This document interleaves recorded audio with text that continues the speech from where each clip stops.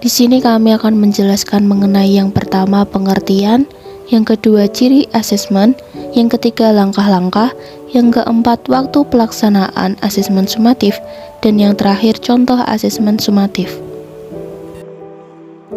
Pengertian asesmen sumatif.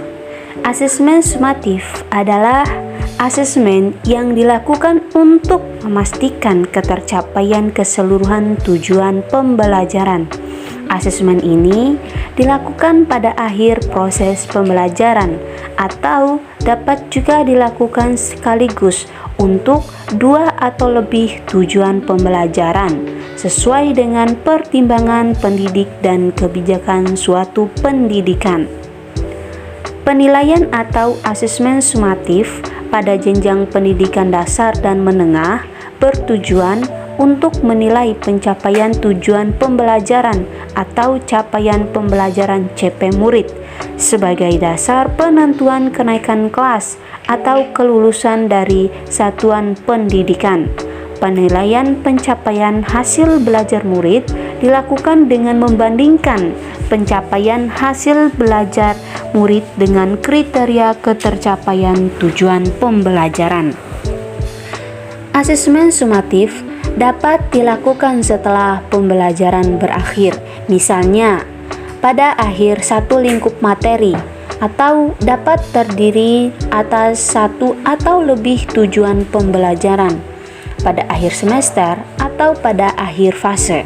Sementara khusus pada akhir semester, asesmen sumatif bersifat pilihan.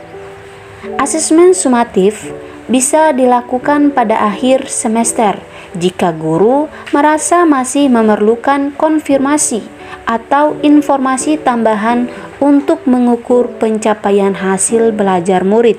Sebaliknya, jika guru merasa bahwa data hasil asesmen yang diperoleh selama satu semester telah mencukupi, maka tidak perlu lagi dilakukan asesmen pada akhir semester. Hal yang perlu ditekankan untuk asesmen sumatif, guru dapat menggunakan teknik dan instrumen yang beragam, tidak hanya berupa tes, namun dapat menggunakan observasi dan performa, misalnya praktek, menghasilkan produk, melakukan proyek, atau membuat portofolio. Nah, umpan balik dari asesmen hasil akhir ini dapat digunakan untuk mengukur perkembangan murid, untuk memandu guru merancang aktivitas pada pembelajaran berikutnya. Pada kurikulum Merdeka, guru diharapkan untuk lebih banyak mengutamakan asesmen formatif untuk mendapatkan umpan balik dan mengetahui perkembangan murid. Namun, asesmen sumatif juga tetap digunakan untuk mengetahui ketercapaian tujuan pembelajaran. Ciri-ciri penilaian sumatif.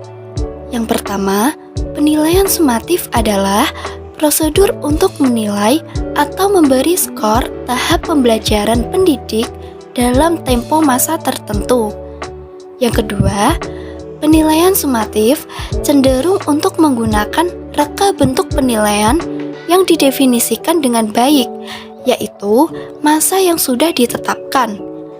Yang ketiga, penilaian sumatif menyediakan analisis deskriptif, yaitu dengan mengambil hasil semua aktivitas yang dilakukan sepanjang tahun. Yang keempat, penilaian sumatif cenderung untuk memberi penekanan pada kesan tempatan. Yang kelima, penilaian sumatif adalah tidak menekan dan tidak reaktif sejauh mana yang boleh. Yang keenam, penilaian sumatif adalah positif, cenderung untuk menegaskan apa yang pelajar boleh lakukan berbanding apa yang mereka tidak mampu lakukan. Langkah-langkah asesmen sumatif. Dalam melaksanakan asesmen sumatif, guru biasanya melakukan langkah-langkah sebagai berikut. Yang pertama, guru telah menuntaskan rencana pembelajaran yang dibuat dan menyampaikan semua materi sesuai capaian yang diharapkan. Yang kedua, membuat konsep dan rumusan pelaksanaan asesmen berdasarkan tujuan pembelajaran. Yang ketiga, menyusun panduan penilaian yang digunakan sebagai dokumentasi, referensi, dan laporan lengkap hasil kinerja peserta didik dalam pembelajaran. Dan yang terakhir, memberikan arahan atau petunjuk pelaksanaan penilaian pada peserta didik. Seorang guru dapat melakukan kombinasi di dalam teknik penilaian asesmen sumatif supaya lebih menarik dan bervariatif. Selain itu, dengan menggunakan variasi teknik bisa mendapatkan hasil dari berbagai ranah kemampuan peserta didik.